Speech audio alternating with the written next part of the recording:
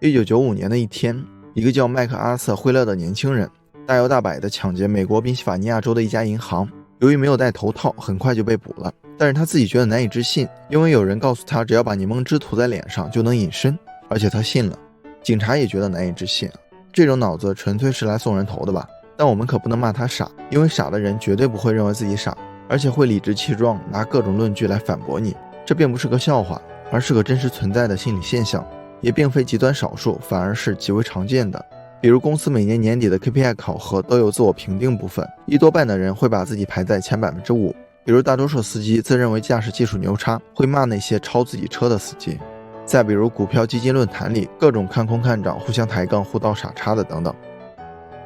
1999年，两位心理学家，一个叫邓宁，一个叫克鲁格，对此现象进行了研究。他们通过对人们阅读、驾驶、下棋或打网球等各种技能的研究发现，能力差的人通常会高估自己的技能水平，而且不能正确认识到其他真正有此技能的人的水平。他们把这个现象称之为达克效应。邓宁将这一效应继续推广到一个人的能力发展，即学习一种新技能时将经历4个不同的阶段。第一个阶段，初学者往往会自信心爆棚，不知道自己不知道，此时是站在愚昧的山峰。第二阶段，随着学习的进行，知道自己不知道，自信心会大幅下降，跌落到绝望之谷。第三阶段，在不断学习和提升之后，积累了一定的知识和经验，知道自己知道，自信心逐渐回升。第4阶段，达到了一定境界，就像高手中的高手，不知道自己知道，此时站在平稳的高原。我们会发现，处在愚昧山峰的那群人的自信，往往比处在高原区的大师还要高。他们会觉得自己很厉害，甚至会吐槽嘲笑那些大师。有趣的是，这个研究在2001年获得了搞笑诺贝尔奖。不了解情况的人一看到搞笑2个字儿，马上会联想到无厘头之类的事儿。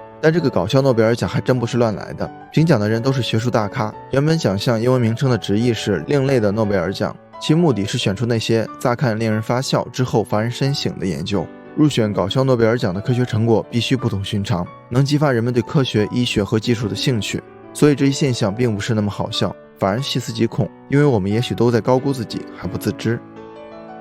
2013年，在美国德州奥斯汀举办的盛大音乐节期间，一档深夜脱口秀节目派出记者接受采访，捕捉潮流前线的年轻人吹嘘的镜头。记者随机采访他们关于一些乐队的看法，当然这些乐队其实是不存在的。令人惊讶的是，众多受访者并没有意识到这个陷阱，而对这些乐队高谈阔论，显得非常自信，来掩饰他们的一无所知。无独有偶，美国的赫芬顿邮报曾做过一项民意调查，向公众提出一些非常离谱的观念，比如太阳是围绕地球转的，买彩票是非常好的投资方式，个子高的人跑步容易缺氧等等，让他们做判断。但是结果表明，每一条离谱的观念都有20%左右的人会盲目相信，这就是著名的无知1/5法则。也就是说，无论一个观念多么离谱可笑，在世界总会有20%的人盲目的相信它。有些人知识的匮乏，或者说认知的障碍，看起来是我们无法想象的。所以这也是为什么常与同好争高下，不与傻瓜论长短的原因。郭德纲说过，内行要是和外行去辩论，那就外行了。比如我和火箭科学家说，你的火箭不行，